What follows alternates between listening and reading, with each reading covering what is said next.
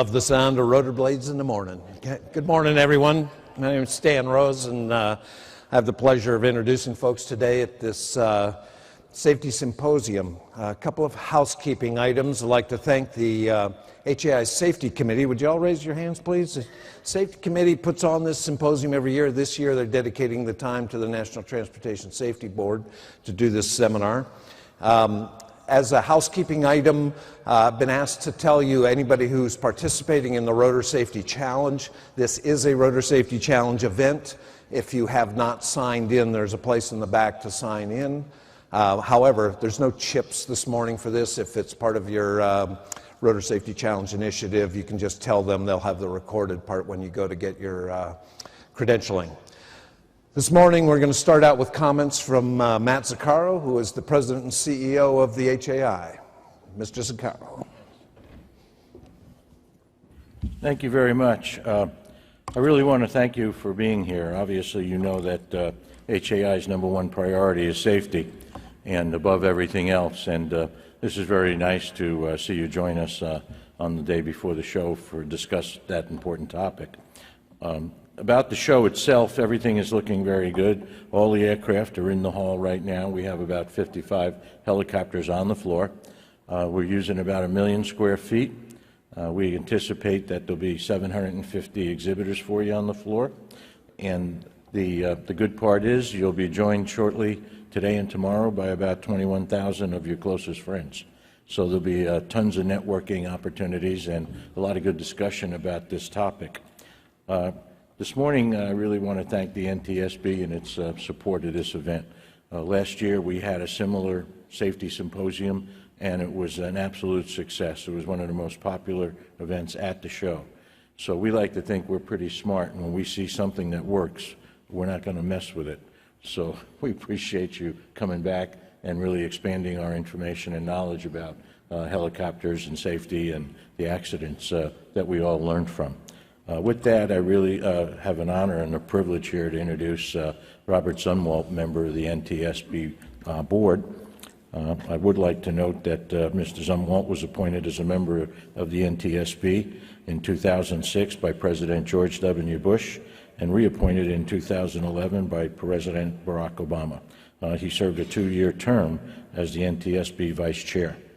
Before coming to the board, Mr. Zumwalt was a fixed-wing pilot for 32 years, including 24 years as an airline pilot with Piedmont and U.S. Airways and 2 years of managing a Fortune 500 flight department. He's logged over 14,000 flight hours and has type ratings in 5 various aircraft. And with that, I'd like to introduce a good friend of the helicopter industry and supporter, member Bob Zumwalt from the NTSB. Thank you. Thank you very much. Thank you. Matt, thank you, and I want to thank you all for being here. Also, to the HAI Safety Committee, this is really your slot, and you've given it to us at the NTSB, so thank you very much.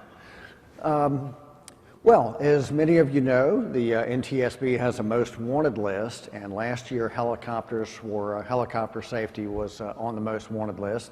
This year we've narrowed it down just a little bit. The most wanted list is voted on by the board and approved by the board. It's 10 items that we feel are critical changes needed to reduce transportation accidents and to save lives. And as you see, there are these 10 items. Of the 10 items, 3 are specific to aviation: enhance public helicopter safety, prevent loss of control in general aviation, and strengthen procedural compliance. Those are the 3 that are exclusive to aviation, but there are 3 additional items that also are multimodal. We're seeing distractions in all modes of transportation. As you may remember, we investigated a helicopter crash a few years ago, a HIMSS operation. The pilot was texting. And so we see all types of distractions in all modes of transportation: substance impairment, multimodal issue, as well as medical fitness. So the most wanted list, people may be wondering, why have you narrowed this down to this year on the helicopter side, why have you narrowed it down to enhancing public helicopter safety? And first of all, we're certainly not against public helicopter operations. We realize that there are a lot of very important functions that are performed by public helicopters. But in the last decade, there have been more than 130 accidents in helicopter accidents in public helicopter operations. And I think that speaks for itself. And so we feel that there are things that can be done to strengthen public helicopter safety. And I think we've got a great panel this morning. I appreciate all of the panelists coming. I want to talk just for a quick second about risk management, and that's really what this panel is about. Now, 4 weeks ago today was the Super Bowl, right? And I frankly, I don't usually spend my time watching a bunch of jocks getting overpaid to play football, but I did happen to turn it on in the last 2 minutes as I was packing to go on a trip. So I'll admit, I don't know a whole lot about football, but risk management I know a little something about. Now, what happened here, so we've got the Seahawks that are behind, and in the last few seconds, this guy made an amazing catch, right? I think he juggled the ball, fell over to his back, and he ended up catching the ball while he's on his back. And that was a great play. And then the Seahawks get it down to what, about the 1 foot line or something like that? They try to throw it into the end zone, and what happens? It's intercepted. And so, again, not knowing a thing about football, I thought that was kind of dumb. But the announcers had a heyday talking about that. They kept saying, that was the worst play I've ever seen. And so a few days later, Matt Lauer interviewed the Seahawks coach, and I've got a video here, just a very quick snippet of it. So let's see what this video looks like. So here's Pete Carroll talking about his calling of that play. That comes out of the process of the preparation and the practice. I think that we're going to do exactly the right thing, or we won't call the play. We won't go with the concept. We won't ask our guys to execute it, so that I never make a call thinking it's going to go bad. So this was proper. So he said, I don't make the call if I don't think it's going to go exactly the way that we plan for it to. That's bad risk management. With risk management, you have to look at the potential downside. In this case, because he didn't look at the downside, he didn't look at the fact that, how about if this pass is intercepted? We could lose the Super Bowl. He didn't do that. He only looked at what's going to happen if this works properly. With risk management, you have to look at the downside. It cost him the Super Bowl. It cost us in aviation. It cost lives. So that's really the takeaway that I'd like to give you with, is that is what risk management is. It's looking at and evaluating the good side, but the downside as well. So you didn't come to hear me. We've got a great panel. Bill, are you first? All right. Dr. Bill Bramble is the Senior Human Performance Investigator with the NTSB. He's been with the board for 16 years. He supported the investigation of the helicopter air tour, EMS, and search and rescue operations, and he served as an instructor for the NTSB's helicopter accident investigation course at the NTSB's training center. And before joining the board, Dr. Bramble worked for Flight Safety International. He holds a PhD in human factor psychology from the University of Central Florida. Welcome back, Bill, and a private pilot certificate. So, Dr. Bill Bramble. Thank you. Thanks, Robert, and good morning, everyone. As Robert mentioned, I'm a human performance investigator, which means that I investigate human factors and organizational issues in accidents, and I'll typically work with another specialist investigator at the NTSB. I did some work on accidents that we're going to talk about today. The New Mexico accident involving November 606 SP, and the Alaska accident involving November 9er 11. My presentation will provide an overview of the New Mexico accident in 2009 and discuss some safety issues that we identified in the investigation. On June 9, 2009, about 21:35 Mountain Daylight Time, an Augusta 109E helicopter operated by the New Mexico State Police was conducting a public search and rescue mission when it crashed in mountainous terrain 20 miles northeast of Santa Fe, New Mexico. The pilot and a lost hiker who was being rescued were killed, and a patrolman who was acting as a spotter was seriously injured. The accident occurred in dark night instrument meteorological conditions in remote area with no ground lighting. The surviving patrolman recalled that high winds, snow, and zero visibility were present during the accident flight. Here's a timeline of the accident. At 17:56, a police dispatcher notified the pilot about a potential search and rescue mission involving a lost hiker who was communicating with the dispatcher and using a cell phone. About an hour later, at 18:50, the pilot accepted the mission and departed with a patrol officer who would serve as a spotter. At 20:10, the crew spotted the lost hiker, and at 20:30, they landed on the mountain. The sun had just gone down, lighting conditions were dusk, and weather conditions were deteriorating with an approaching bank of low clouds, sleet, and high winds. At 20:35, the pilot departed the helicopter on foot in his flight suit with no flashlight to go find the hiker. About an hour later, at 21:24, he returned carrying her.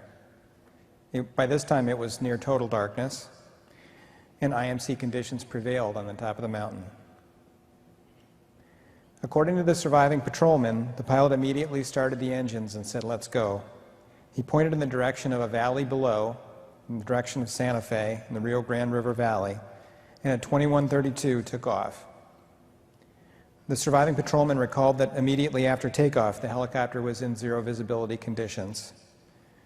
Soon after, he recalled hearing the pilot curse, the helicopter pull up, strike something, and then he heard grinding noises. The pilot then keyed the mic and was speaking with dispatch on the radio, and the helicopter flew for at least another minute 20 seconds after this impact before striking the top of another mountain. And about 3 minutes after takeoff, the second impact occurred. Here's a shaded terrain map of the search area showing an overlay of radar data from the accident flight. The flight began at the location marked LZ. Radar returns occurred about every 12 seconds here, and they indicate that soon after takeoff, the helicopter began flying erratically and then climbed before descending rapidly near the crash site. We're not certain exactly where the first impact occurred. After the second impact, the helicopter rolled about 500 vertical feet down a steep rocky mountainside. The pilot and the hiker were ejected, and the spotter remained inside the fuselage and survived. He took shelter in the fuselage, the remains of which are shown here, overnight, and was rescued the following morning. Safety issues highlighted in the NTSB's final report included risk assessment, organizational culture, fatigue, air-ground communications, pilot training, and flight following.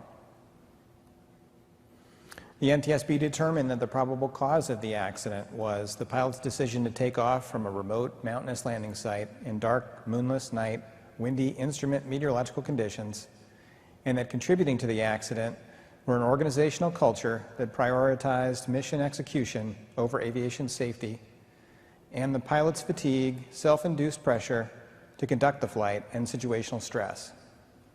Also contributing to the accident were deficiencies in the New Mexico State Police Aviation Section's safety-related policies, including lack of a requirement for a risk assessment at any point during the mission, inadequate pilot staffing, lack of an effective fatigue management program for pilots, inadequate procedures and equipment to ensure effective communication between airborne and ground personnel during search and rescue missions. Similarities between the Alaska and New Mexico accidents include the deficiencies in risk management, problems with organizational culture, the absence of inadvertent IMC training, ineffective flight following, and the absence of a trained tactical flight officer. I'll discuss each of these topics as they pertain to the New Mexico accident in the slides that follow. When the pilot departed on the accident mission, known mission risks included high altitude, mountainous terrain, high winds, approaching darkness, and forecasted potential for deteriorating weather. These risks should have prompted certain precautions, including, at a minimum, ensuring the availability of warm clothing and night vision goggles aboard the helicopter. The pilot did not take these precautions, likely because there was no pre-departure requirement to assess and mitigate operational risks. And in addition, the mountain where the search area was visible from the airport. It was only about 20 miles away, and the pilot may have assumed he could accomplish the mission quickly. By the time the pilot was preparing to depart the remote landing site, mission risk had increased further. The crew now faced dark night instrument meteorological conditions, mixed precipitation with icing potential, high altitude, and adjacent high terrain. However, there was again no formal consideration of mission-related risk before takeoff. The board concluded that the pilot's decision to take off from the remote landing site was influenced by fatigue from prior work-related activities, self-induced pressure related to the pilot's internal motivation and risk tolerance, and situational stress resulting from the rapidly deteriorating weather and concerns about becoming stranded on the mountain. These factors might have been mitigated by a more formal risk assessment process, as well as by improved communications with ground searchers who were already positioned in the area. The NTSB also cited the role of organizational culture. The New Mexico Department of Public Safety's cabinet secretary was the senior manager who devoted the most attention to the aviation section and had the greatest influence over it. Despite a high degree of interest and involvement, however, he had not taken responsibility for the section's safety performance or ensured that it had effective safety programs. In fact, he had acted in ways that were detrimental to safety. For example, he demoted the previous chief pilot for refusing to send 2 junior pilots on a search and rescue mission in high mountains during a snowstorm at night. Although there was no evidence that the accident pilot was directly pressured to accept the mission or take off from the remote landing site, NTSB concluded that past management actions were incompatible with a safety-focused organizational culture. Although the accident helicopter was certified for single-pilot IFR, and the pilot had an instrument rating, he only had a fixed-wing instrument rating. He was not instrument rated in the helicopter, nor had he received helicopter training on procedures for inadvertent IMC. If the pilot had received training on inadvertent IMC encounters, he might have followed different procedures or used a different route when departing the remote landing site and experienced a better outcome. The pilot had received NVG training from a commercial vendor, but he did not bring NVGs with him on the mission, and it's unknown whether they would have made a difference during the accident flight due to the adverse weather conditions. New Mexico State Police did not use a flight following system to track its aircraft. Low-cost units using satellite-based technology were commercially available and can be invaluable after an accident in remote mountainous terrain where a mile can make a huge difference. Such a system could have facilitated more rapid location of the wreckage and the surviving spotter.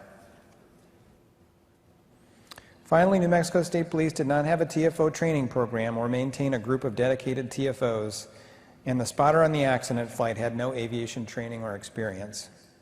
Although not cited as a cause or contributing factor in the New Mexico accident, TFOs can reduce pilot workload and assist with aeronautical decision-making.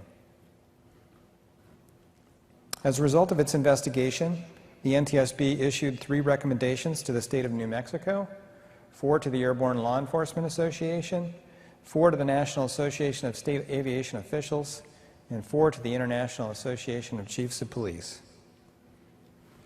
These recommendations targeted issues in the following areas: following industry best practices for risk management, improving pilot rest policies, providing inadvertent IMC training to pilots, improving communication between air and ground search and rescue assets, and using satellite-based aircraft tracking tools. Thank you. This concludes my presentation, And Tom Long, Chief Pilot of the New Mexico State Police Aircraft Section, will now discuss safety improvements made since the accident.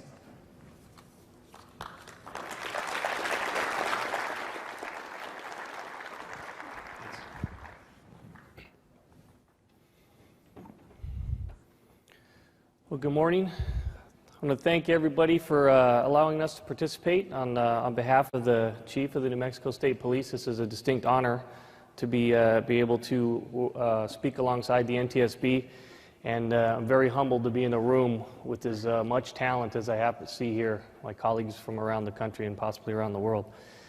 The New Mexico State Police has gone through a lot of changes since the mishap. And I'm going to walk you through some of those so you can basically get a feel of the rest of the story as it applies to the state of New Mexico. As Dr. Bramble did highlight, Ms. Megumi Yamamoto was the student at the University of New Mexico who happened to go hiking that day and lost her life. We lost a great officer and a great pilot that day, someone who's very beloved, and we lost our previous Augusta Westland 109E. In that high rugged terrain that is very visible from the hangar and doesn't take long to get to. I mean, that flight time from where we operate to where she was recovered is about a 15-minute flight. So a bit of background on where my section stands at this point is we have one rotary wing pilot, which happens to be me. I'm authorized 5. And this will come a little bit more important later as we get farther into the discussion here. I have 3 tactical flight officers, where I'm authorized 5, and 1 civilian director of maintenance. We currently operate 1 Augusta Westland 109E helicopter, almost an exact duplicate of the one we lost. And we have a Seabird Aviation Australia Seeker airplane, which basically looks like a helicopter with wings. So after the investigation, the NTSB came and did an extremely thorough job. They took the very professional organization and they came up with 3 recommendations that we've taken to heart in the New Mexico State Police, and we've worked very hard to try to implement. The first one, as you can see, basically to paraphrase it, to bring a section, policies and operations into conformance with industry standards, and they use the Airborne Law Enforcement Association as sort of a benchmark. And through that, I'll explain how we've developed a comprehensive standard operating procedure that is a living, breathing document that we all contribute to, every member of the unit. We've also developed a comprehensive operational risk management program that is embedded in everything that we do. And to our agency's credit, they've really taken this to heart, and they have gone out of their way to make sure that every member of our unit is has paid memberships to the Airborne Law Enforcement Association. We go to the safety training, the conferences, and allow us to come to functions like this. The second recommendation was they wanted they identified the comprehensive fatigue program. They wanted us to develop a risk management program to address the fatigue issues. And it said right there for section pilots, because we didn't have any tactical flight officers, but the way we run it, everybody's a crew member. So the tactical flight officers, the maintainers, everybody that works for me falls under this fatigue management program and the operational risk management program. We have protected rest periods, as stated in the recommendation, and we're working hard to get the adequate staffing levels to able to provide the 24-hour, 7-day-a-week coverage that the citizens of New Mexico deserve. But at this point, our operational hours are extremely curtailed based on the limited staff that we have. And the third one really has to deal with air-to-ground communications, and we've come up with a sort of a fix to that, not only just adding frequencies to a database, but we have a JTAC program, but we call it a Joint Tactical Air Controller, and we will put some of the members of the air unit on the ground with the TAC teams or with search and rescue to help facilitate that communication and make efficient use of the helicopter in those types of missions. So the first thing we'll talk to real quick here is the risk management program. We formalize this process, and it's a very objective process, and I have a couple examples I'll show you. Based on the safety management system, objective assessment, the numbers are the numbers. It comes out to how it comes out, and there's no way to fudge it. If the numbers are high, we work to mitigate the factors to try to bring the operational risk management or the risk level down in order to either execute that mission, modify it, or cancel it if necessary. And it's sent up through the chain of command, so even the chief knows what's going on if necessary, if it's an extreme or high-risk mission. It's kind of hard to see probably on that screen, but that is an example of the rotary wing worksheet. It goes through mission profile, weather factors, human factors, crew complement, self-assessment for fatigue, the duty time, the NVG, or the moon illumination, and then each one you add the numbers up and you come up with the total risk. And then you have the pilot has to identify three of the top risk areas and has to identify what they're going to do to mitigate that. And this isn't electronic. I make everybody actually sit down and handwrite this because I want them to think about it. I don't want them to just do a save as and then to print out one for change the date and print out one for the next day. Same for the fixed wing, and they look the same, but there are different factors. There are certain things we'll do in the fixed wing aircraft that we won't do in the helicopter. So we want to make sure that each mission data set has a different or a unique operational risk management sheet. And then we've also added this local VFR flight plan. Not something that's required, but it has a checklist. Make sure everybody remembers the items or all the pre-flight planning checklist. Make sure you take the proper equipment, and has basically every airport in the state, and you have be able to identify where you're going and what time you're going to be there. Identifies a crew. All this goes into a folder, sits on the wall. If something were to happen, anybody can pull that folder up and know exactly what's going on, what the risk is at that for that particular mission, and where we're going to be. The crew endurance, as Dr. Bramble mentioned, that was a significant issue because back at the time, the DPS secretary would call up and tell people you're going to fly. It didn't matter at the time, didn't matter how long they'd been up, didn't matter there any of the collateral duties. In fact, the pilot in that crash was also the PIO for the state police, so his phone was constantly ringing all the time. All that has ended. If you're in the aircraft section, you don't have any additional duties such as that. And as you can see, we have a 10-hour duty day with 8 hours of flight time, and with that extension, just to note that ninth hour, that 9 hours of flight, that last hour is only a ferry flight if the crew is up to it. You're not going to do any more mission elements at that point. It's to get home if you can, and if you can do it safely. And then the aircraft availability is actually based on the status of the aircrew. If somebody's tired, we don't go, we curtail the mission, we slow it down as necessary. But the primary consideration, the big thing to take away from all of that is safety is in everything we do. We also, part of our safety system, we have formal classes we present monthly. We have one formally trained military aviation safety officer, which happened to be me because I came from the Air Force, and I had been to all those courses, and I actually ran the flight safety program for the 58th Special Operations Wing at Kirtland Air Force Base before I did this. And then the SOP has a section dedicated to safety, and what I say is it's a continually evolving document. Just like my unit is a continually evolving unit. It's living and breathing. It's never going to be the same from day to day. We're always going to continue to improve it through personnel, through fresh ideas, anything we can do, lessons we can garner from folks like you in events like this. The SOP, we pass that out and make sure that everybody gets a copy of it, but everybody contributes to it. I don't just sit down and write everything that goes into that SOP, and we will try to once a year sit down and have a working group away from the hangar, shut the unit down almost like a safety stand down. We sit together and add things to it, modify based on experiences, observations, or lessons learned. The tactical flight officer, this was a big addition, and this was important because the New Mexico State Police didn't have this in the past. The New Mexico State Police has a rough and tough reputation that a state police officer can accomplish anything. And until 2010, like Dr. Bramble said, if we needed a second officer, they just got a district officer who happened to be 10-8 or in service that day, and he would pull up to the hangar, drop his Sam Brown in the trunk, and get in the helicopter and go fly. Had no aviation training, had no NVG experience, and basically it was just a set of eyes to look out the window. That is not the case anymore. In fact, we don't let third-party people fly in the aircraft for any reason, operational reason like that. Our tactical flight officers now are trained, fully integrated aircrew members. They actually get night vision goggle training. We're sending them to Dunker training. Everybody in the unit is a JTAC. They are experts in the FLIR, they're experts in navigation. We teach them a lot of the pilot skills, and I'm working on trying to teach them how to land the aircraft in case something happens to the pilot, to be able to get it at least on the ground safely. This reduces the pilot workload because, as we all know, the workload will always shift to the pilot in a mission like that. And in our case, I'll even often take 2 tactical flight officers, one up front and I'll have one in the back if necessary. We have extra FLIR screen in the back. We can pass through the controls, so if one tactical flight officer is getting task saturated, we can divide that workload as well.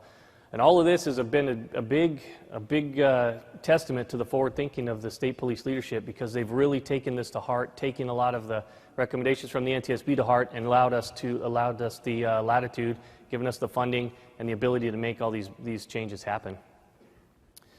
The communications with the ground assets, I touched on it earlier, but we did increase the database. One of the findings was they had trouble talking to the SAR folks, the search and rescue folks, because search and rescue is a responsibility with a main responsibility assigned to the state police. So we did enhance that database, but also, again, the JTAC program, the Joint Tactical Air Controller. So whether it be search and rescue, a TAC team mission, a patrol operation, we can always have somebody on the ground with the radio to help facilitate the use of the aircraft. They're also trained police officers, so if they need an extra gun down there, they need help carrying a victim out, or a lost survivor, a hiker, we're able to do that. Definitely improves air-to-ground communications. Also, the joint interoperability. If we're going to operate with the Albuquerque Police Department or one of the federal agencies, that allows us to basically translate what they want into what we know and effectively and safely use a helicopter. Some additional safety enhancements we've been able to do is we all have personal locator beacons. We have a program called Spider Track, so even on my phone I could look on an app on my iPhone and I could see where that helicopter is 24 hours a day, 7 days a week, wherever it is in the state. Drops a signal every minute, and at that minute I know the altitude, airspeed, and heading of the aircraft. We have mini iPads with Garmin Pilot Pro, so we can make sure that we're staying out of controlled airspace, because we could watch ourselves fly across the screen. We all have military-style flight vests, survival gear. One of the things that they noted in their investigation was the lack of cold weather gear. We take that with us everywhere, because this crash happened in June. It was a freak snowstorm up in the mountains with snow and sleet in June 9th. You would think that you wouldn't have a problem with cold weather, but we do in New Mexico. We also flight follow with the districts. The state police is set up where each district has its own dispatch center, not just a centralized dispatch office. So every time we fly through a district, we call through just like the patrolman would and tell them that we're 10-8 in district, head into the next district, and they'll be able to follow us that way too. So if they don't hear from us, if they know we're going to Las Cruces and I have to fly through 3 districts, I never make it down there, then they know we're within that district that we last called that we were in service. The flight supervision and coordination between the commanders is great. I don't get any pushback from anything. There is no retribution with regard to any missions anymore. I don't even know what the mission's going to be if it comes to me from the command. They just call me up and say, hey, can you fly to Las Cruces today? And then I'll tell them yes or no. They don't throw in there, hey, we've got a armed suspect that's got his holding a baby hostage. We don't have a lost hiker. We don't have a missing child. They don't tell me that to try to take the emotion out of it. So we make a good, solid operational risk management decision whether we're going to take the mission or not based on the prevailing conditions, the aircraft conditions, the conditions of the crew. As I mentioned, we attend ALEA informal safety training. We have enhanced mission planning, and now we do detailed mission briefings before every flight. Some of the challenges to make all this happen, the one is I want to highlight is the chain of command has really taken this to heart. From the governor on down has been absolutely outstanding. They've really helped us, given us all the tools we've needed and supported everything they possibly could. The one challenge is passing this requirement around to the districts. I've got the 5th largest state in the country, and it's hard to get down to the patrol sergeant down south why I may not be able to come out and fly with, bring the aircraft out because they happen to have a pursuit going on. So getting that information out has been a challenge. Funding, who in here doesn't have funding issues in this day and age? But as slow as it is, the chain of command, the chief, the finance department works very hard to try to help us get there. And then the qualified personnel. The challenge of locating highly qualified pilots, vetting those people that are willing to come to New Mexico, willing to help take this unit forward and make it better than it was when they found it, That's a hard thing to do, to find folks like that, but we're constantly working on it. The comprehensive risk management process, that objective assessment,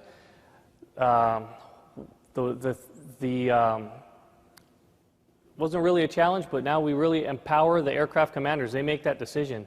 If I get a mission and I decide to turn it down, that's it. If I hand it to an aircraft commander when I get another pilot and they don't take it, that's it. If they don't have to tell me why. If they can't take it for whatever reason, there would be no attribution. And then getting everybody to know that risk level changes in every flight. You may take off and everybody's fatigue level is a 1, so everybody's good, but through hot weather, challenging terrain, because we're always power limited in New Mexico, robust missions, that risk is going to change. People's fatigue is going to climb. So getting the crews to realize that your risk level changes. It's a living, breathing entity as you go through any mission, and you may have to modify something halfway through because your risk level has now gone up from where it was when you took off. And that was basically it. A lot of challenges, a lot of major changes that we've done, a lot of, like I'd like to say, plagiarism. Because plagiarism may not work in college, but it works in this type of industry, and I stole a lot of this from the Air Force. That's my name and contact information. Please feel free to contact me anytime. If I have anything that can help you, if I have anything I could do to make anything easier for any of you, please, I'll be more than willing to do it. And that's all I have. Thank you. Thank you, Tom. Thanks. Okay, we're running just a little ahead of schedule, so we're going to take this opportunity. Does anyone have any questions for the previous speakers? I'd like to ask Tom something really quickly to get that started. If there's anybody, if you have questions, please come up to the microphones, and then we're going to take a break after this Q&A session. But Tom, I wanted to ask the question if, obviously you've got several things going on at the same time. The pendulum swing from hierarchical control down to, the mission level control and doing the right things. Do you do anything to prove to your management that you're actually doing the right things for the right reasons, or is there something there that we could all learn from on how to justify what we're doing and make sure that our commanders aren't just giving us total authority and trusting us to do the right thing? Oh, no, don't get me wrong. There's plenty of oversight, and everything I do does go up and down the chain. But they fully realize that they're not aircrew, they're not pilots, they haven't lived the life that we live. So they defer to me and the members of my unit as the experts in that area. I do have to justify the things that I want, but I need for the unit. But they all have open door policies. They give me their ear, and they are very supportive. Great. Sir. Yes, Bill DeReamer with Helicopters, Inc. I got a question. On one of your slides, you had mentioned that you're slotted for 5 potential pilots and you only have 1 currently. And I got a 2-part question. Why is there only 1? And the second part of my question is, do you all hire from within, or would you take somebody right off the street to fill that position? Well, why there's only 1, I can't really explain that. It's a good job. One of the things that the leadership realized is that New Mexico State police officers are not paid very well. So they have gone through and purposely designed a pay plan to put the pay for the pilots in line with the industry standard with its own step rate increase. So they're really taking it to heart to try to get us quality people in there. So why I don't have the people, I don't know. The second part of your question is, I do realize, and the state police realizes, it's much easier to train a pilot, a highly qualified pilot, to become a police officer than it is to train a police officer to become an experienced pilot. So yes, we do look out for people from the outside who are willing to come to New Mexico. I have actually special dispensation to hire people in an underfilled position, to actually get them flying for me and get them through training, then send them to the academy, then send them to field training, then they come straight back to the air unit without having to go through 2 or 3 years working the road. Does that answer your question, sir? Sir. Thank you, Tom. Hi, my name is Steve Colby from Lockheed Martin, Mission Systems and Training, and formerly from the Air Force, a colleague of Tom's. The question's for Tom. Related to your operational resource risk management form that you use, as you get to the elevated levels of risk, to what level of supervisory involvement does each step go, and how do you guys then seek approval for those levels? Does it stop with you, or does it go above you? Oh, it does not stop with me. The low risk is basically mine. The next intermediate risk goes to my next step, the commander of the Special Operations teams, then the Special Operations Bureau commander, and then if it's extreme, it'll go all the way to the chief. But if we find out that something's going to be extreme, we're probably going to not either execute that mission or modify the mission elements to bring it down to a more manageable level. Did that answer your question? Thanks. And Tom, while we've got you up, one last question. Sounds like you've got all the pieces for an effective SMS, but I didn't hear you mention the name. Are you working within an SMS structure, or is that in the planning? Like I said, plagiarism works well as long as you're not in college. So I took a lot of the elements from various Air Force units I'd been in and developed that based on those criteria, and tried to key it or tailor it toward airborne law enforcement operations. Interesting. We're looking forward to that. Thank you very much. Oh, we have one more question. Sir. One more, Tom, if you don't mind. My name is Tarek Lotfi. I'm Director of Safety for Metro Aviation. And first off, you're not stealing information, you're benchmarking it. It's not plagiarizing, so it's okay. It's a little better word for you. The question I have for you is your cultural changes that you've gone through. You told us the story about you were basically go out and used to doing everything, type A personalities, and never turned down a mission. After the accident, you had an enormous cultural shift that had to be a huge challenge for you. How do you deal with something of that nature, that size, for a cultural challenge for you and your organization? Well, I think it's been somewhat easier in the manner of the fact that the unit that has grown with the Tactical Flight Officer program and with new personnel that really weren't involved in the air unit prior to the accident. So it's much easier to instill those fundamentals into a new, basically a new breed of aircrew member, and that's pretty much how I've attacked it. Laying out the things I could benefit from my experience, bringing in experts or people that I know, talking to colleagues I still have in the Air Force and in the Army, and trying to basically build them the best I can with the mission sets that we have. It really wasn't that hard because, like I said, those people have gone, and then from the chief on down, the previous administration and the current administration, they've been so supportive of this. I've really not had any roadblock, any kind of resistance on it at all. So it's actually been fairly smooth. That's great. Thank you. I appreciate it. All right. Thank you, folks. We're now going to take a 10-minute break. Keep your ears open for the rotor blade noises and dimming lights again. Join us back here in 10 minutes. Thank you very much.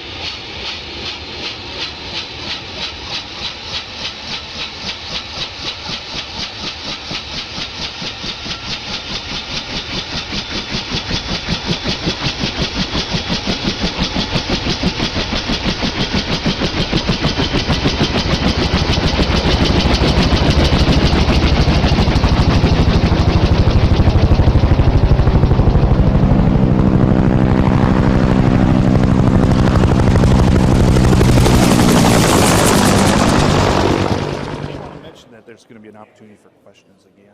Yeah. After all the presentation. Okay, thank you folks for coming back. It's nice to see that the seats are full again. We got a good program going on here. We're going to have another question and answer session towards the end of the presentation, and we're going to continue today with a presentation by Aaron Sauer. Aaron has been a senior air traffic investigator with the NTSB for 14 years and works as an instructor for the helicopter accident investigation course at the NTSB's training center. He holds a master's degree in aerospace science and a private pilot certificate. Aaron, thank you very much. And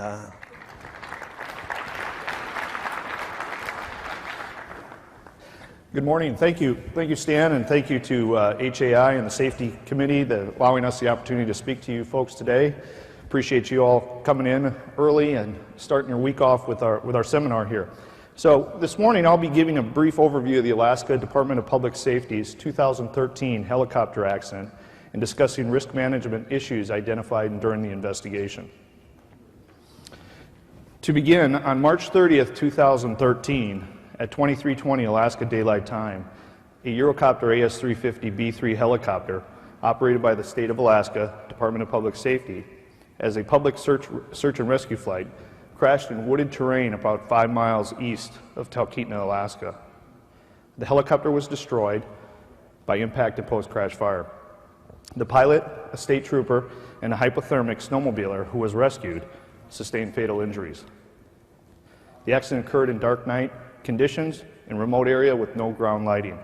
Witnesses who were located near the accident site reported heavy snow and almost zero visibility at the time of the accident.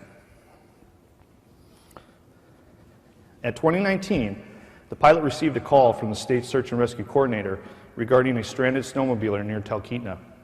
At 21:17, the flight departed the Anchorage International Airport, and at 21:42, the pilot picked up the state trooper who was acting as a flight observer at a landing zone near the state trooper post in Talkeetna. At 21:56, the pilot located the snowmobiler, landed the helicopter at the rescue location, which was a snow-covered pond about 16 miles north of the trooper post in Talkeetna.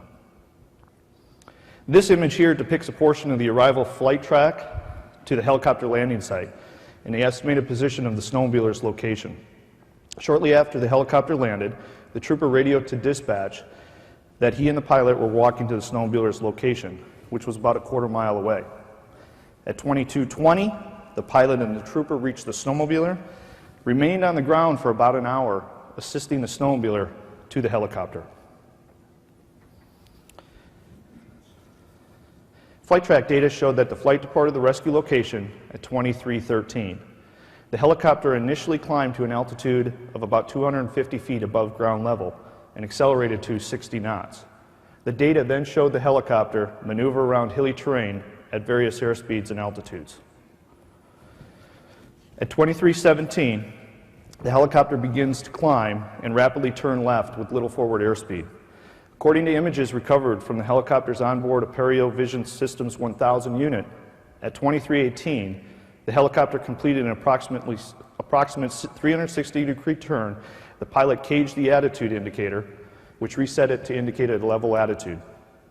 After this action, the helicopter entered a series of erratic turns, climbs, and descents.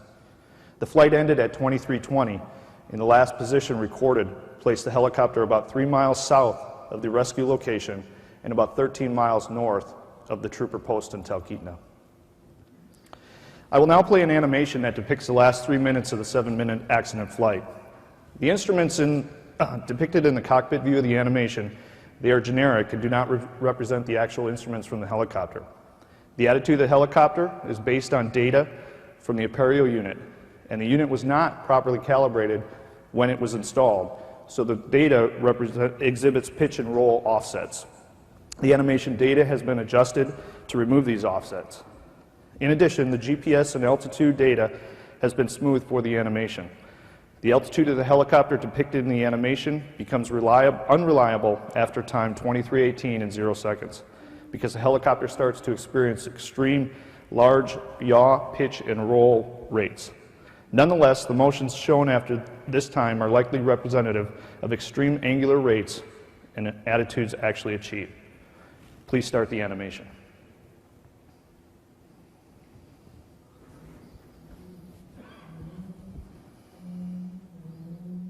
The animation depicts the final 3 minutes of the 7-minute accident flight.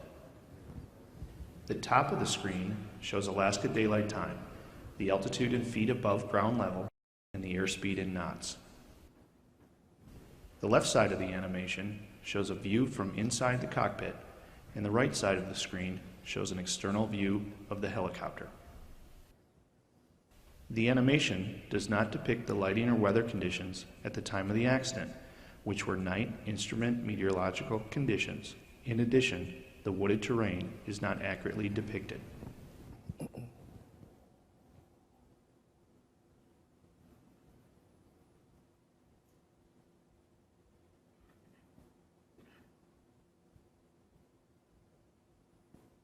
At this time, the airspeed begins to decrease.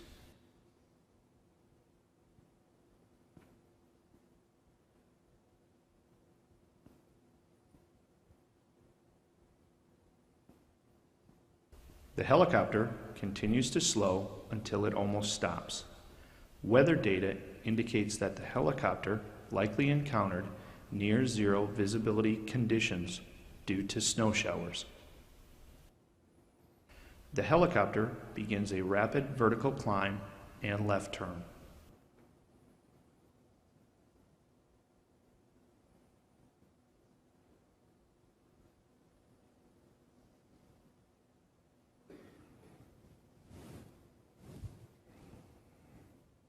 The left turn continues past 180 degrees.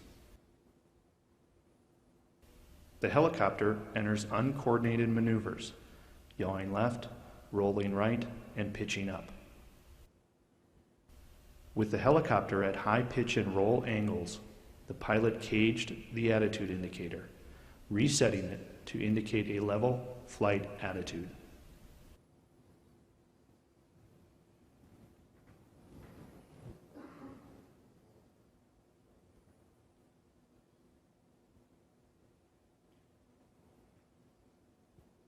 The helicopter entered a series of erratic turns, climbs, and descents.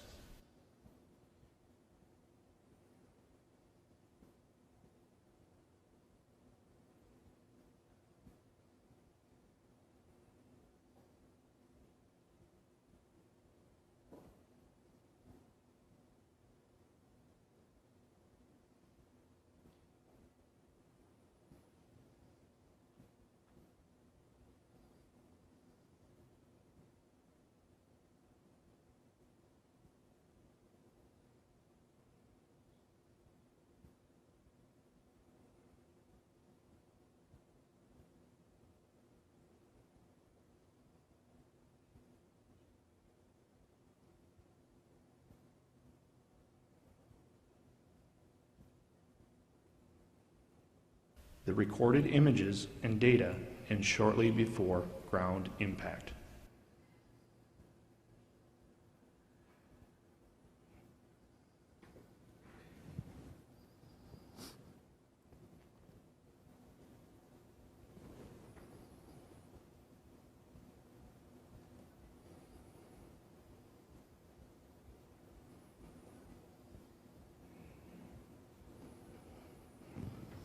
The complete helicopter was located at the accident site, and the helicopter came to rest inverted forward to the initial impact point. The landing gear skids are designated by the yellow arrows, and the main rotor hub is designated by the red arrow, came to rest near the cockpit and cabin area. The on-site examination of the wreckage revealed there was a post-crash fire which consumed the fuselage. The Aperio unit mounted in the helicopter cabin and a handheld Garmin GPS were recovered and their data were extracted. Recorded image data showed the pilot utilizing NVGs during the accident flight.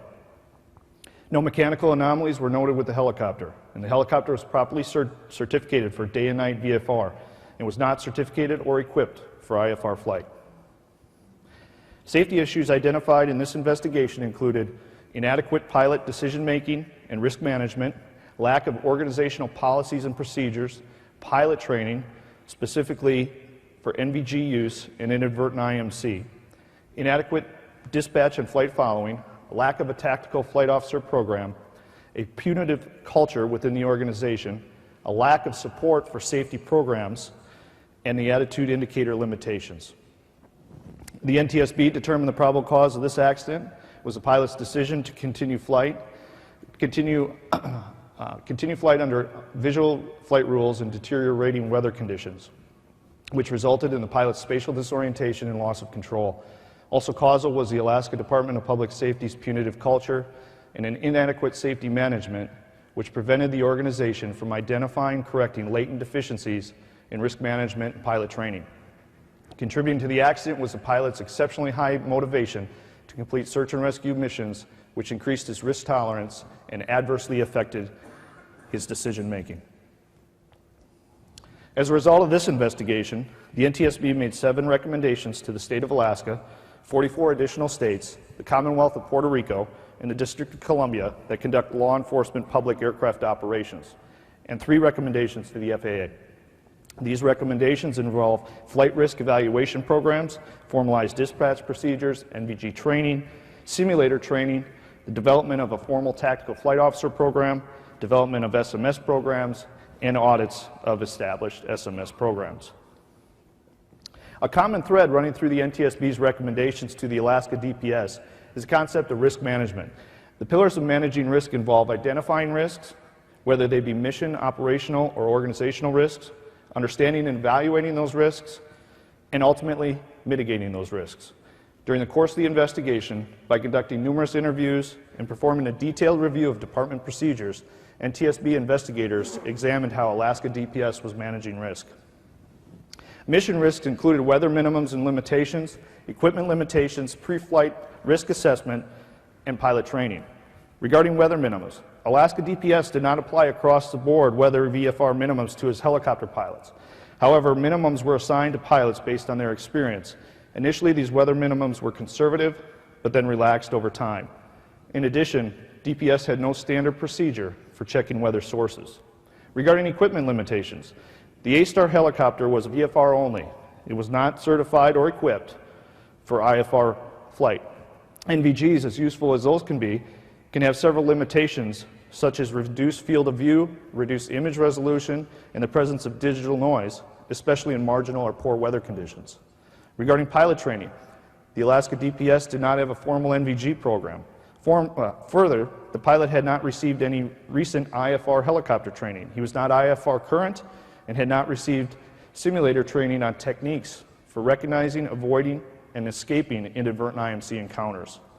Regarding pre-flight risk assessment, the department did not have a formal pre-flight risk assessment, one of the most basic tools in the aviation community today. In addition, no one was required to review and approve the pilot's launch decision. Operational risks included fitness for duty, changing weather conditions, mission length, flight tracking and monitoring, tactical flight officer experience, and motivational factors. In the days preceding the accident, the pilot had obtained adequate rest and performed light office duty during work hours. At the time of the accident, the pilot had been awake for about 15 hours. However, his performance was unlikely affected by fatigue. During the course of the mission, the weather conditions in Talkeetna deteriorated, and the length of the mission was increased due to the challenges associated with the rescue. Given the deteriorating weather conditions, the safest course of action after becoming airborne would have been for the pilot to perform a precautionary landing. Due to the lack of flight tracking equipment and proper dispatch procedures, dispatch was unaware that that helicopter had crashed for over 1 hour. The helicopter was not located for approximately 10 hours. However, the accident was non-survivable. The flight observer, who was a state trooper, had not received any formal tactical flight officer or observer training, nor did the department have a training program. A properly trained and equipped second crew member could have assisted the pilot and reduced his workload, thereby reducing the potential for distraction and the risk of spatial disorientation. The pilot's decision-making may have been influenced by several factors, including the sense of urgency due to the snowmobiler's medical condition, the pilot's high motivation to accomplish rescues, and risk tolerance due to the successful completion of past high-risk missions. Organizational risk factors included punitive culture within the organization, lack of high-level management support, in response to previous accidents and incidents and management pressures. The investigation found that the Alaska DPS had a punitive culture that impeded the free flow of safety-related information and impaired the organization's ability to address underlying safety deficiencies relative to this accident. About 1.5 years before the accident, an aircraft section supervisor established an aviation safety program modeled after guidance from the Medallion Foundation. As a result of inadequate, high-level management support, DPS lacked a safety program that was capable of correcting deficiencies, including training and risk management. Alaska DPS investigations of the pilot's previous accident and other events were focused on apportioning blame and liability. The internal investigations did not adequately identify and address systemic factors that could reduce the likelihood of another accident. No evidence was found that the Alaska DPS managers ever pressured this pilot to accept or complete a flight. Thus, it does not appear that the pilot was subjected to any direct management pressure to accept a search and rescue mission. In the area of understanding and evaluating risk, Alaska DPS has completed numerous safety initiatives and continues to pursue a greater degree of safety within their aviation program with high-level management support. One continuing aspect of the program is an external three-phase audit program, which involves maintenance, operations, training within the department. As a result of the accident, Alaska DPS has made numerous changes to its risk management program. I'll mention a few of these changes here shortly, and Mr. Cliff Gillian, Alaska DPS Aircraft Section Supervisor, will discuss them in greater detail following.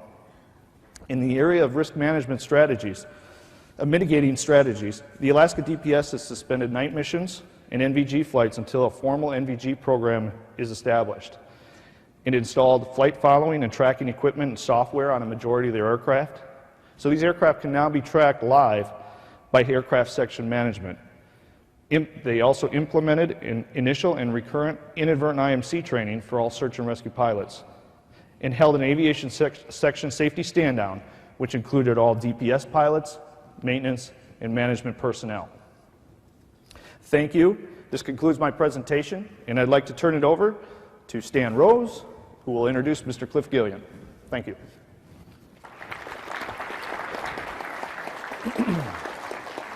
Thank you, sir. And again, we have now Mr. Clifford Gillian, a supervisor of the Alaska Department of Public Safety's aircraft section.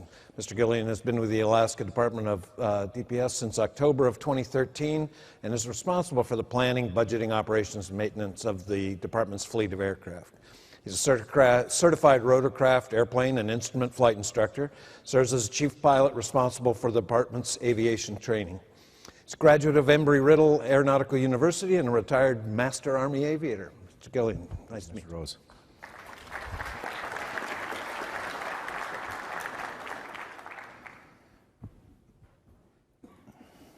Good morning, everyone. HAI, I'd like to thank you for putting on this wonderful gathering. And the NTSB, I'd like to thank you all for allowing the Department of Public Safety and myself to come up and present the Alaska Department of Public Safety's initiatives and programs that we've instituted since the horrible accident 2 years ago. As Stan pointed out, I have been with the department since October of 2013. Prior to that, I worked with the 135 operator on the Alaska pipeline, flying pipeline security. And before that, I had a short stint of 3 decades with the United States Army in aviation. I joined because they gave me shoes, and I never left until they told me to go home.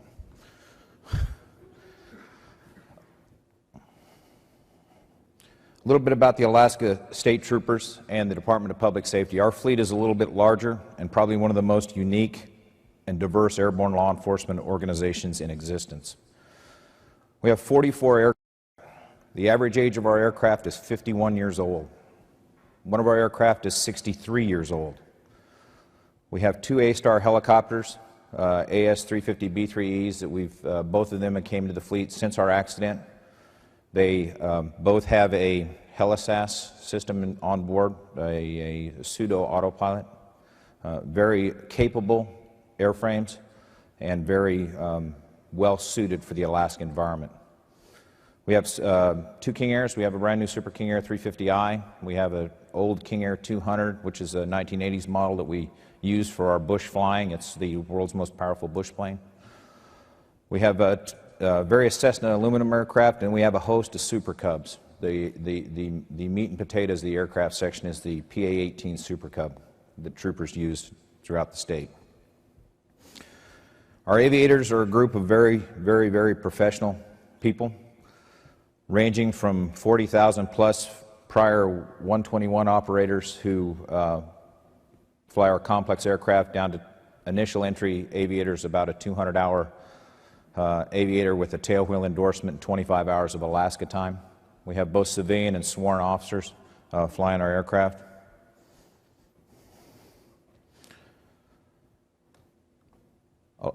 We fly an average of 7,000 hours a year. We conduct 20,000 takeoffs and landing cycles in a year on average, burn thousands and thousands of gallons of fuel.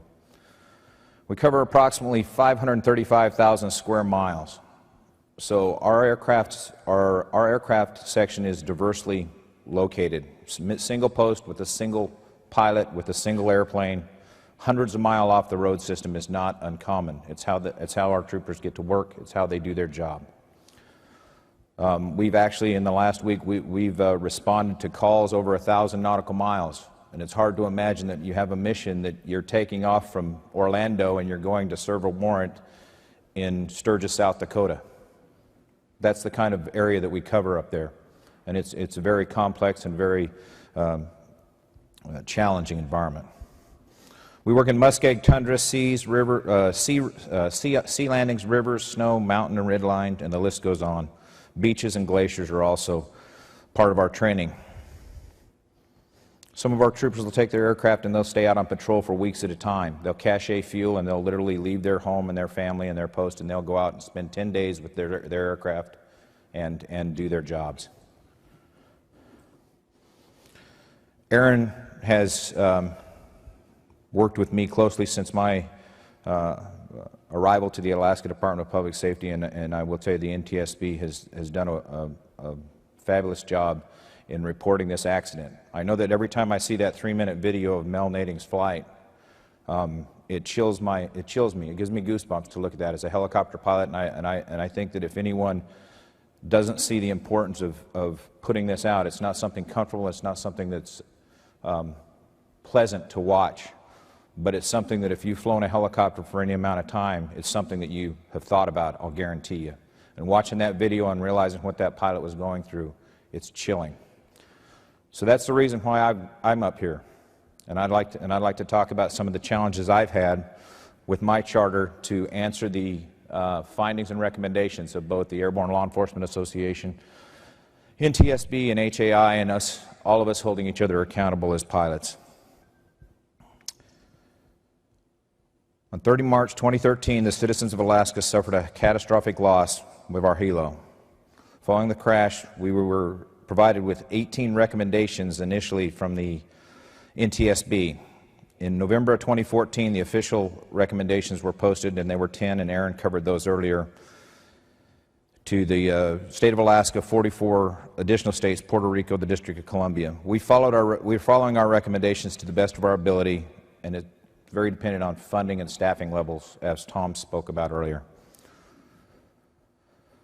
As far as a flight risk assessment program, I came into the department and I benchmarked, and I like the gentleman earlier who mentioned, because benchmarking is, I've brought from my life experience to bring the flight risk assessment tool to the Department of Public Safety, and it's been received very well. It's unique, though, for us based on our diversity and our vast area that we're covering, and the Department of Public Safety has gone with a computer-based flight risk assessment tool that's on the internet from a vendor, and we went through a lot of study to determine what way we were going to go for our flight risk assessment, and we think that we found a way to do it, and it's working and it's maturing as time goes on. It was introduced to the department pilots on a 3-day safety stand-down we had in November, and many of the aviators had never been exposed to formalized flight risk assessment. I think every aviator does flight risk assessment, and when you formalize it, it takes on meaning, and it has in our department. Well, there were skeptics and resistance, but we've gotten through it. Some of the resistant attitudes are buying in our department. They're understanding what we mean when we say industry standard and just culture. I checked this morning, and since our total implementation, I've had 150 flight risk assessments posted on my website. I look at every one of them every morning when I go to work, and we've got a good start with the department.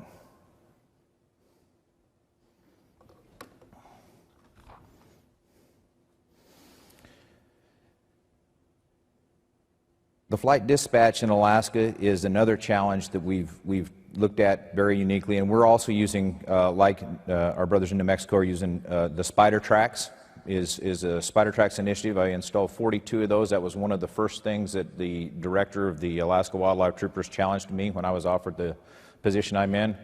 And I called it the Spider Tracks Initiative. I thought it would take me 18 months to reach out across the state of Alaska and install a Spider Tracks in every aircraft that needed one, and we made it in 12 months. It's an invaluable tool for us. It was an immediate answer to a situation and a finding that the NTSB pointed out during their investigation of our accident, and it has paid off. We have our Spider Tracks located in our dispatch centers throughout the state, and we also have a dedicated screen and computer at the Rescue Coordination Center located in Anchorage at Elmendorf Air Force Base. Our aircraft are monitored anytime they're powered on, and in the last week, since our accident in March, we've had one incident and one other accident. And the other accident, when the aircraft was involved in this mishap, it took 48 minutes from the time the aviator applied power for takeoff until I was notified, and I was on a ski hill with my daughter at a ski race. I knew the aircraft's tail number, I knew the pilot, I knew where it was geographically located in 48 minutes from the time the aviator applied power for takeoff until we were on our way to send help. So it has worked, and it's a first-hand testament that I can give for that.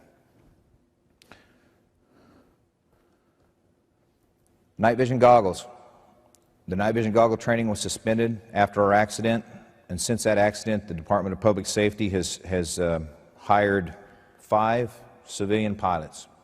All 5 have extensive night vision goggle experience, all from the Army, all prior Army guys, standardization pilots, certified flight instructors. Most of them are certified flight instructors. They have thousands of hours of experience. One of the tasking the Night Vision Goggle Standardization Committee has been tasked with is to develop a night vision training program, and we have that in writing. Our training program we're going to institute in August.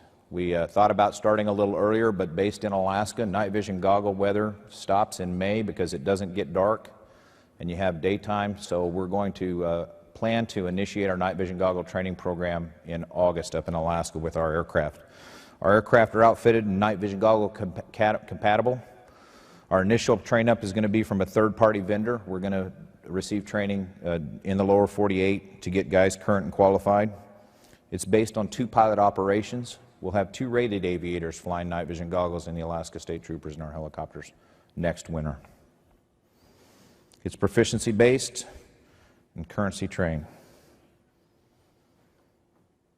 In this slide, we talk about inadvertent IMC. Inadvertent IMC is something that for the last couple years we have been in this industry very in tune to because there's been numerous accidents. The Department of Public Safety in Alaska, there are some EMS presentations that I've attended and seen about aviators who went inadvertent IMC and they lived. The Land and Live initiative last year. Our inadvertent IMC training program is defined. We've partnered with and we're continuing to work with the Medallion Foundation in Alaska. I know they're here in the audience and I'd like to thank them for coming down. The Medallion Foundation in Alaska has some wonderful guidance. They attend our monthly safety meetings. They're very, very focused and oriented on aviation safety, be it fixed wing or helicopter. In the top picture to the right, you can notice that in the background there's a couple of trailers, and the Medallion Foundation during our safety stand-down actually brought flight simulators to my facility in Anchorage, and we conducted actual aeronautical decision-making, inadvertent IMC training on our aviators over our 3-day seminar right in our hangar. All of the DPS search and rescue pilots and the A-Star have attended the Airbus Factory Inadvertent IMC training program in Grand Prairie, Texas. And we have a continuing training program in the aircraft with recurrency and task iterations where we fly our helicopters in simulated instrument conditions, hands-on.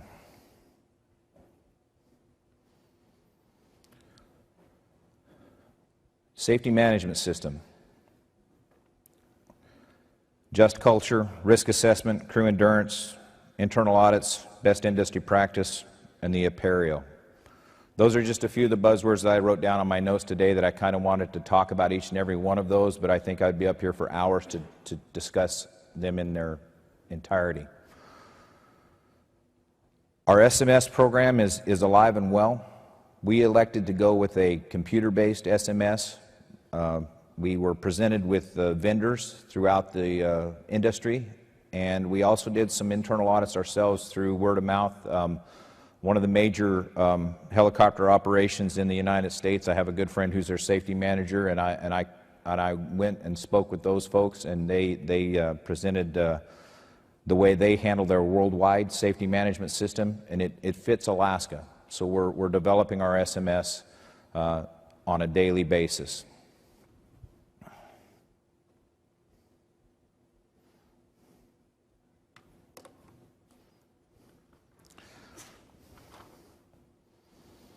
We have an ongoing comprehensive SMS program. External auditing is planned within 36 months. We're actually down to about 24 months. Risk mitigation and the safety program. When I arrived in the Department of Public Safety and many aviation units I'd been in the past, a lot of safety programs, when I'd walk in and say, do you have a safety, what's your safety culture, what's your safety program, people would slide back from their desk and they'd grab a 1 or 2 inch binder off the shelf and say, I got a safety program, it's right here.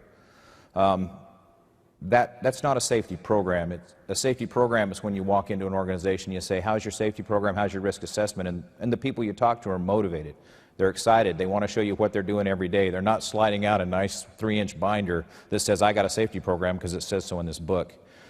That cultural change is something the Department of Public Safety has embraced, and it's something that is my challenge. It seems to be that the aviators and the operators are very receptive, but training up the chain of command sometimes can be very challenging. I've used the term of continuous pressure relentlessly applied until I get the desired results. And it seems to work, although most of my bosses carry guns, and it makes me nervous at times. So, but we are working with a systematic implementation of our safety management program.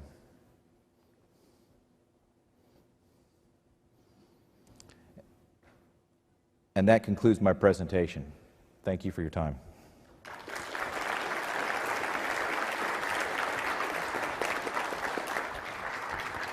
Thank you, Clifford. Our next speaker is Brian Smith, who is the Program Safety Manager for the Airborne Law Enforcement Association. I've had the privilege of working with Brian over the years, speaking at events with him. The Airborne Law Enforcement Association has a good record of working with the public aircraft operators, and we really appreciate the fact that they include us in part of their safety programs. Brian has several an MS in Public Safety Administration, provides aviation safety management instruction, and an all-around good guy. Brian Smith.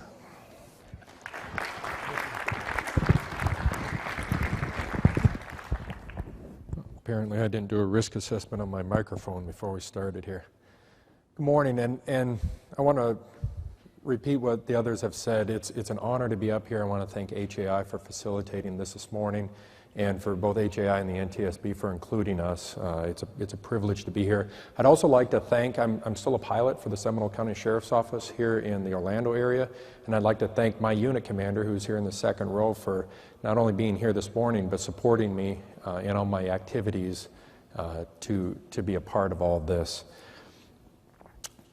The Airborne Law Enforcement Association was asked to come here and talk about what we've been doing in response to the recommendations that came out. And we've been involved in SMS since the early evolution of it. The SMS toolkit that I'm sure many of you have seen was written in cooperation with the International Helicopter Safety Team, was co-written by my predecessor in ALEA. We've been talking about SMS since 2009 when that was first published, and we realized early on if we're going to talk that talk, we also need to walk the walk. So we had to look, there's a lot of hazards, as it is with all of our operations. There's a lot of hazards to choose from when we want to talk about safety. We needed to make it data-driven. I'm going to, as I'm talking, I'm going to play a video here. Let's see if it'll play. There we go. What you're seeing in the video is just some cuts from a normal flight. We're locating a missing 8-year-old girl that had been in the woods. In Florida, there's lots of nasty things in the woods. You don't want 8-year-olds walking around with alligators, snakes, and things of that sort. After finding her, we land, pick her up because she's miles and miles away from anyone, has been missing for a long time. There's limited resources that we have financially and time-wise, and so we have to make sure that what we're doing is directed by the data and that it's applicable to what we're doing. There's some unique aspects to it, and it needs to be acceptable. How many people in the audience today are parents? There's a lot of hands. I'm a parent also. And as we look at the end of this video, and she's 8 or 9 years old, as she runs into the arms of her waiting family member, we have to think about safety not in terms of what sounds good in the classroom and sounds good on the stage as we're talking about it, but what's going through the heads of the crew in the cockpit of that aircraft. And that call could have been dispatched after being on a patrol flight or something else that was not as high priority. And to think that the fact that it's a missing 8 or 9-year-old girl is not going to adversely affect my risk management ability would be foolish of me. So we really recognized we needed some high horsepower risk management stuff out there to help people make the decisions, because at some point, I'm saying this as a parent, when we get the call to go find that little girl or that little boy or that elderly person or that dangerous felon, and we have an aircraft that's ready to go because of various conditions that day, the right answer is going to be no, I can't go. And we need some really strong risk management and some structured systems to get that decision and to make the right one at the right time.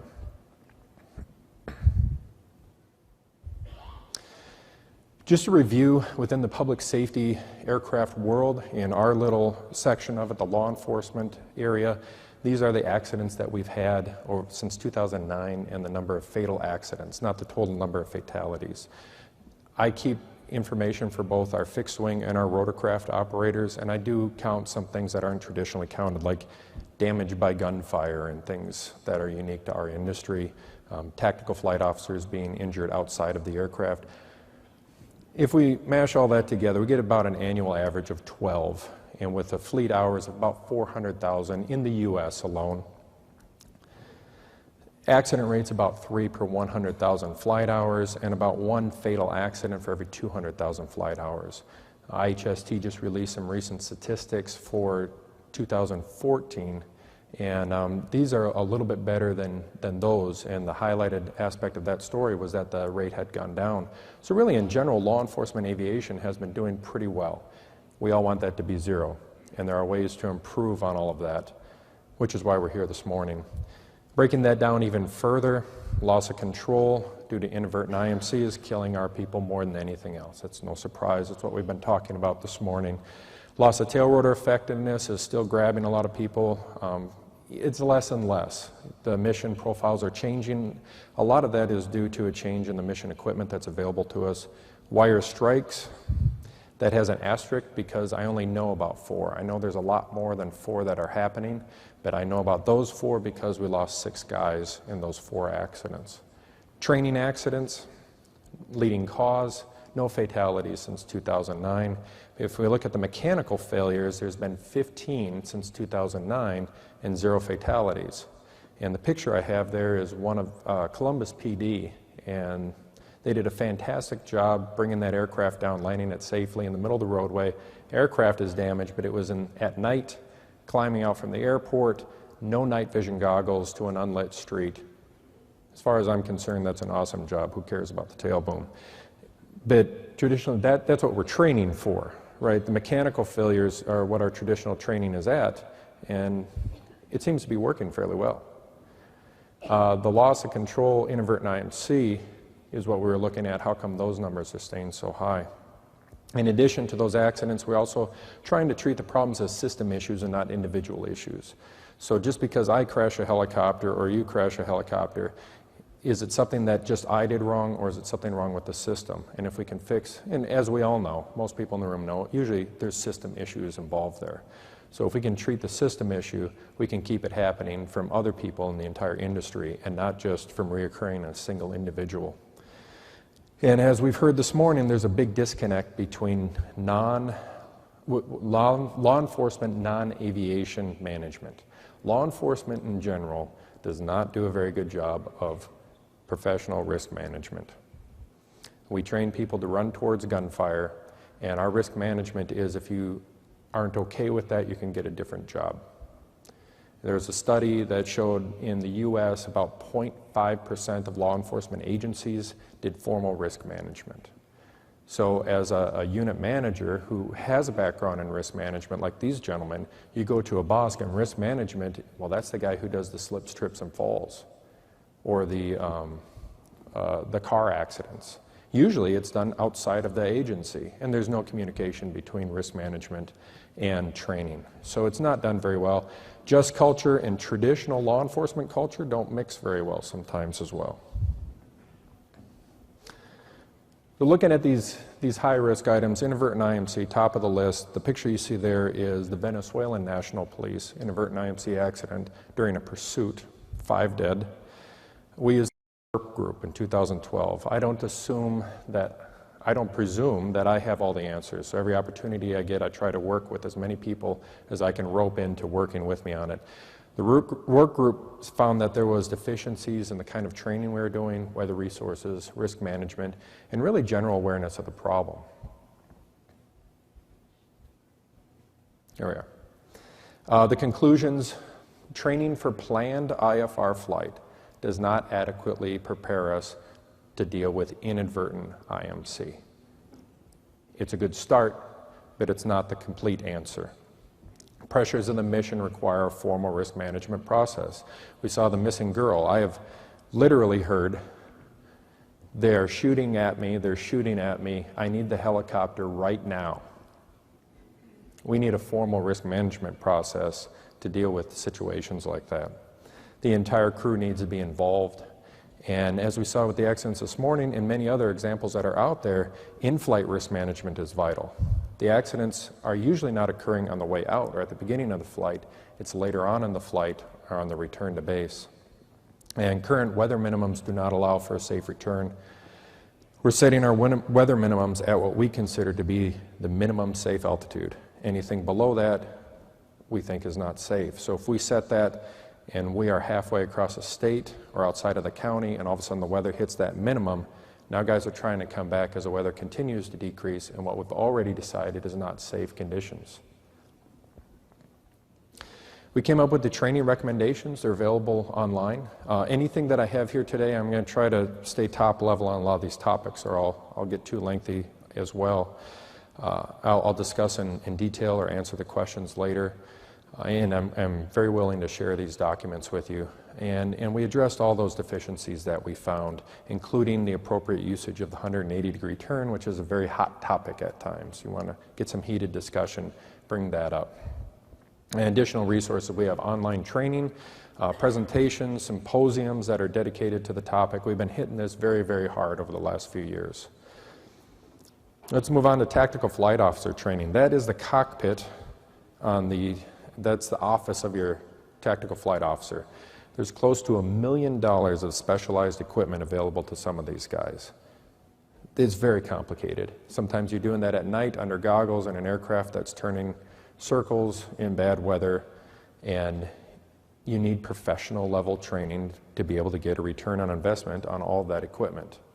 It takes a lot of training, a lot of experience to be a good flight officer. The days of throwing someone in the aircraft and looking out the window are gone. They're gone. So ALEA has been hitting that for years. Really, that was the main focus of a lot of the stuff we did was tactical flight officer training.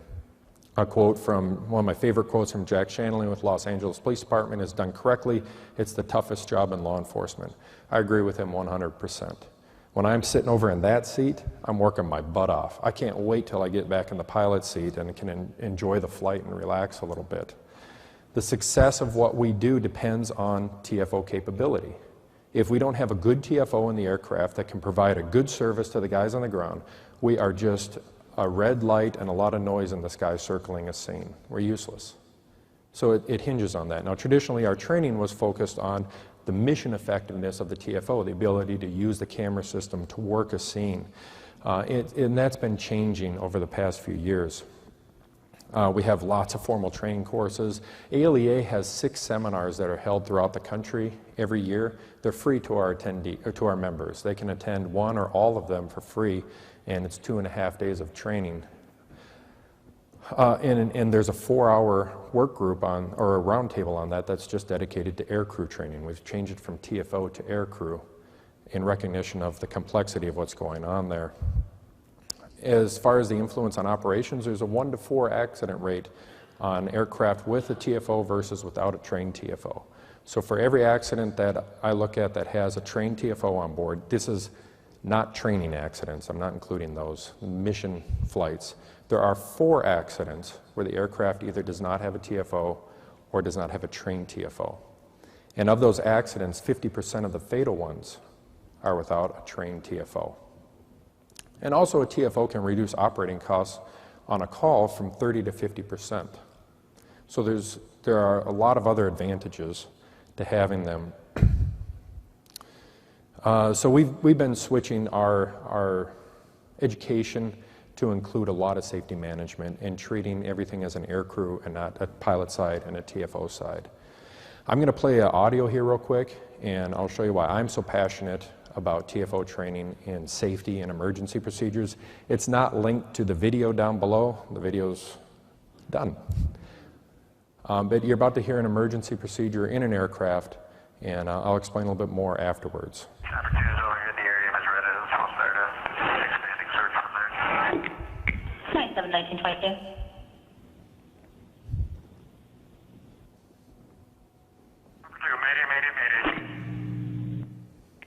Chopper 2, Mayday. Yeah, we're going down to Bonita Beach Road 41. We still got it under control, but we're going down. We're probably going to end up landing right in the middle of the roadway here on Bonita Beach. If I get some units here to block off traffic. 10-4 units, it can be 51 to Bonita Beach and 41. We can stop the audio. So that was an exciting day I had at work. And the voices that you hear in that is first me calling out the Mayday, and then everything after that is actually the TFO. Because we had trained the TFO in an emergency, these are your jobs. And he did more than just handle the communications for me. There was a lot of other things going on. He was able to help me get that aircraft from 500 feet onto a busy roadway over some high power wires with no damage to the aircraft and no injury. And had he not been trained to help me do that, I think the outcome would have been different. So, and I have a number of other audios that are coming to me that sound very similar, so we need to include the TFO. SMS, obviously a big deal for me with my involvement in ALEA. Some of the considerations that we have is most of our operators have 1 to 3 aircraft, and most safety officers are chosen by, you're my new safety guy, I want an SMS Friday. And the first thing he has to do is Google what does SMS mean. There's no formal training offered most of our guys that are given it. Now, fortunately, ALEA has been talking about it since 2009. So for those of us that are going to the meetings and the seminars, I've actually had to change my presentations because they're tired of hearing about the theory. If I go up there and talk about the 4 pillars and all the elements and risk as low as reasonably practical and all those, they say, I've heard this many times, how do I do it now? They want practical application because they've been hearing it so much. And our missions are often on an alert status. They needed us 5 minutes ago when they call us. Some of the SMS stuff that originally came in from other industries really didn't fit in that well to what we were doing. The first flight risk assessment tool I saw was 4 pages long, and they wanted me to do it before every flight when I was already 2 minutes late getting to the call. It just wasn't going to work like that, so we've had to think about the context and the applicability. So we've been coming out with a lot of tools. In addition to the SMS toolkit, we now have the SMS installation guide, which is a follow-on to that. We've just released that this year. We have online safety management groups that meet every month or two. We have symposiums, work groups that meet at all of the seminars, and a lot of free tools and free resources that are available to our members. So we've been working on that very hard. And then we've added the Aviation Safety Officer course on to supplement the initial SMS course so we can move past theory and on to practical application. Part of that SMS is mitigation is key to it. We don't want them just identifying risk, we want them to try and mitigate it and to be good at that. And then tracking the scores. Here we're talking specifically about the flight risk assessment tools. I just came back from an agency last week where they have been tracking their flight risk assessment tool scores for the last year, and they have been struggling for years in trying to restructure their personnel allotments. Because of the tracking of these scores, they were able to show to the bosses, see, fatigue is continually our highest scoring problem. And by having that on paper, having it formalized, they were able to restructure their scheduling and get more people purely based on that, something that they weren't able to do the past few years, and it was something that they needed desperately. I'm surprised at the number of agencies that come up to me and say they're now using a flight risk assessment tool. It's actually quite pleasantly shocking how quickly it's catching on. Another agency was able to launch on a call because they did a FRAT. They had a call come in Fairfax, Virginia. Get a chance to look it up on YouTube. Call came in, 2 missing boys, snowstorm coming in. Initially, management said, no, we can't fly because of weather. They said, let's sit down and do the flight risk assessment. They identified everything. It was a no-go, but can we mitigate it? And when they got done mitigating it, they said, if we do this stuff, we can go. And they went out and found those 2 boys that would have surely died had the aircraft not gone up and found them. So we're showing real practical uses for it. This is one that's available on the internet, and I want to read an email that I just received a few weeks ago. I'm going to paraphrase. The agency said I could read it, but I'll also paraphrase for the sake of time. The crew was actually myself and our newest TFO. The call was for an officer who had stopped the truck on a rural road. The driver got out of the truck and shot the officer in the head, killing him. I had a strong desire to keep success of the unit going. They had just received an award the week before. The weather forecast was bad, but the weather had not turned bad yet, and I was ready to go at the airport in record time. I started racing to beat the weather. My TFO responded quickly, and we were ready to go in record time. We briefed, and when I got to the FRAT, I jumped on the computer and started clicking in values as fast as I could. When I was done, I turned and looked at my TFO, who was looking at me with eyebrows raised. The score was the highest I had ever had. It was way in the red. We started trying to mitigate, but it became quickly clear that we were not going to be able to mitigate this to the point where we could take the flight. It was the hardest no-go call I have ever made. And while I would like to think that I would have looked at the low visibility, low freezing level, blowing snow, and made a good decision without the FRAT, I'm smart enough to know that Get There Itis has gotten better pilots than me, and they weren't going to look for a cop killer. So I think I could talk about FRATs all day long, but that says a lot more to the usage of it and the growing acceptance in our industry. The Public Safety Aviation Accreditation Commission is an affiliate of ALEA. They established standards for our industry in 2004, and they were referenced in the New Mexico State Patrol accident in 2009. And you can see the things that they address in all of their standards. So does all of this sound familiar? And of course it does. That's what we've been talking about today. And it should, because ALEA, when we first heard the recommendations that came out, we said not only should this apply to state-level rotorcraft operators, we think it should apply to everybody, because we've been talking about this same stuff for years. Accreditation's been talking about it since 2004. So are the mitigations working? And partially. We still have accidents in these categories, and we have to ask ourselves why. If we're going to do an SMS thing, why are we putting this stuff out there? And what we've been doing is still not bringing that accident rate down to 0. In most cases, the risk control was never put into place. In many cases, because the information didn't make it to those who needed it. ALEA is trying to address that specific aspect of it by having, in our safety seminars, we're going to put online webinars starting in 2015, more online training courses for those who can't make it to the seminars and the conventions, SMS guides, documents, tools, and it's all free. And we continue to work through groups, IHST, HAI, continually. Stan has been to all of our seminars in the past year and a half, and his input is very, very valuable, because the more of us who are working on this together, the more it normalizes all of the safety stuff we're talking about, especially to the new folks. As he was saying earlier, if we get this right at day one from the training of the new generation of pilots and flight officers, it becomes normal. The only way we're going to do that is as a group. Just a few points. I was asked what I would pass on to people to the other industries. If you're training for planned inadvertent or planned IMC, excuse me. Let me read it better. Training for planned IMC does not adequately prepare you for inadvertent IMC. So if your training program for inadvertent IMC looks exactly like the training program to get somebody an instrument rating, it's not complete. You need to add something to it. You need formal training for all crew members, and new equipment is only beneficial if you have appropriate training to go with it. NVGs, TFO equipment being two things that are specific to us. Get an outside perspective on your operation. If you can't afford an audit, find another operator in your area. Find a friend. Have them come over and get an objective evaluation of your operation. The perspective is very, very valuable.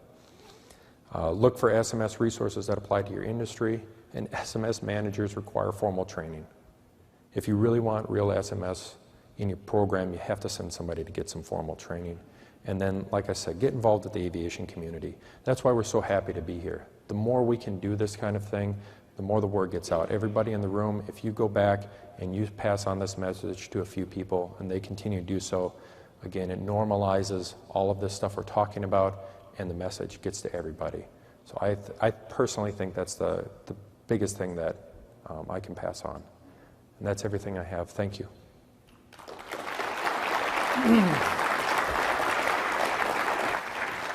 Thank you, Brian. And finally, we have John DeLisi. John is the Director of the Office of Aviation Safety at the NTSB.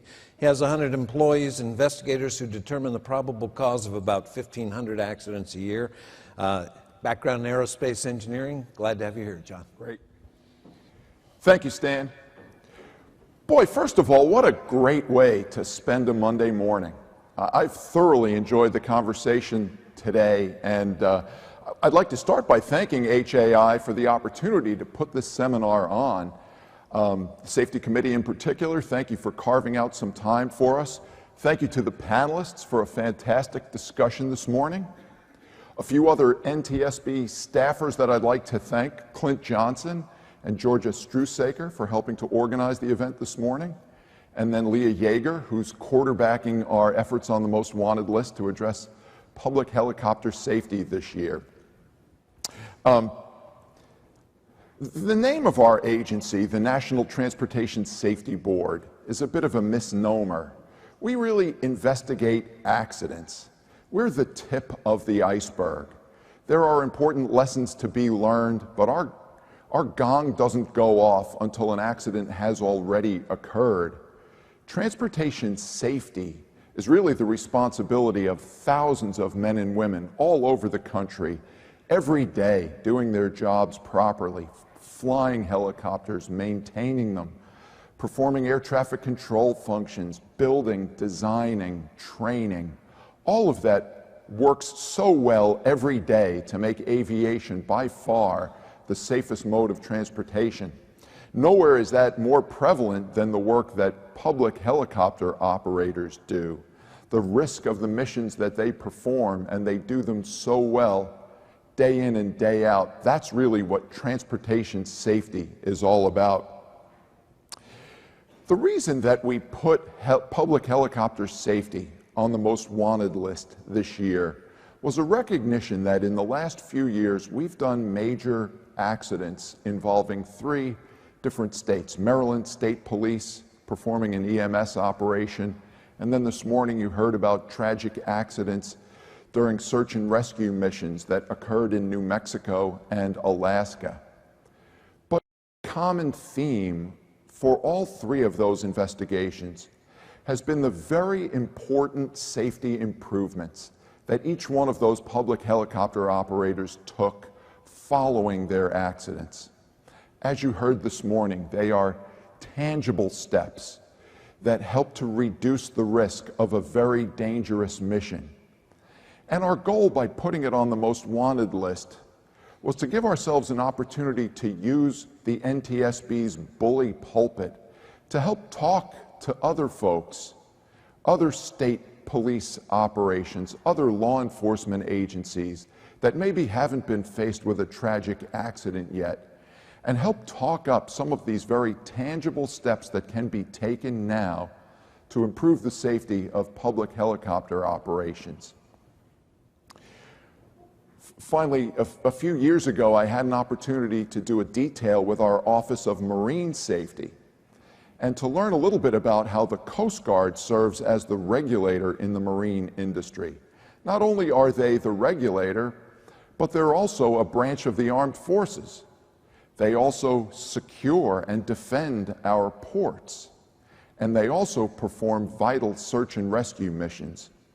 Being a part of the Department of Homeland Security, being a branch of the armed forces, means that the NTSB doesn't get involved with accidents involving the Coast Guard, aviation accidents. So I wasn't very familiar with the unique role that that regulator provides. But as I was beginning the detail, a friend of mine from the FAA pulled me aside and said, "John, two things you need to be aware of. One, you're going to have to be nicer to the Coast Guard than you are to the FAA, because the Coast Guard carries guns. And secondly, not only does the Coast Guard take steps to regulate the marine industry to save lives by preventing accidents, they're out there performing those search and rescue missions. On average, the Coast Guard saves 7 lives a day. Every day, not just preventing accidents, but getting out there saving lives. And what a great perspective that was for me to bring to our efforts on public helicopter safety. I think there is a calling for all of us as aviation professionals to try to make aviation safe. We all pride ourselves in that, but perhaps there's a higher calling when you're using aviation to save lives. And that's what public helicopter operators do. If there is a way for the lessons that have been learned through these tragedies to be spread throughout the industry, what a great tribute that would be to those who've lost their lives. There are people out there who will get lost hiking, who will be involved in a law enforcement activity, whose lives will be saved by public helicopter operators. And if this year, while we put this on the most wanted list, if there's a way that we can help spread the word so that that very critical mission can be performed even more safely, that would be great. So I thank you all for spending Monday morning with us. Thanks again to the panelists, and I hope you have a great week at Heli Expo. Thank you.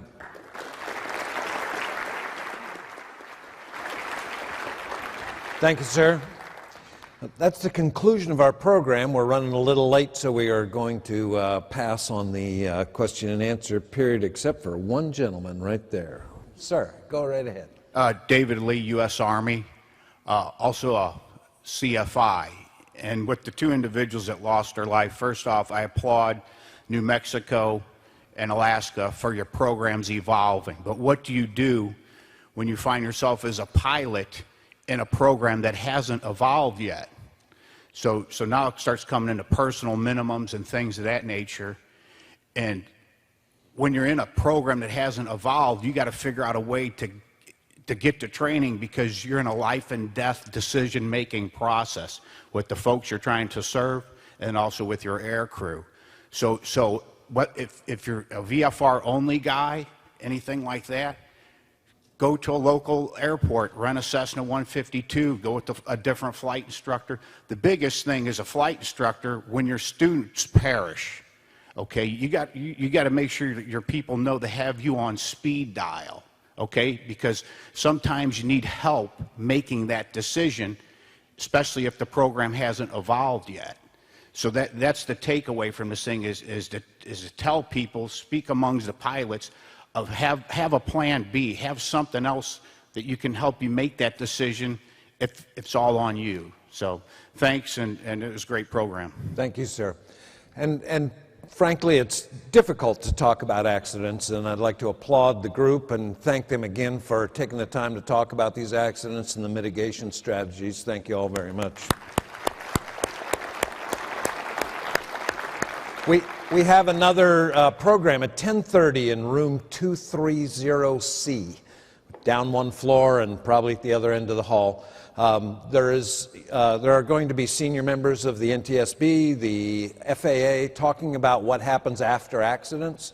I think that's worthwhile if you are attending. It's called the Safety Directors Forum. You do not have to be a safety director to attend. And we hope you take advantage of that. We'll have 2 members of the NTSB there. And thank you again to our panelists. Thank you all very much for this great program.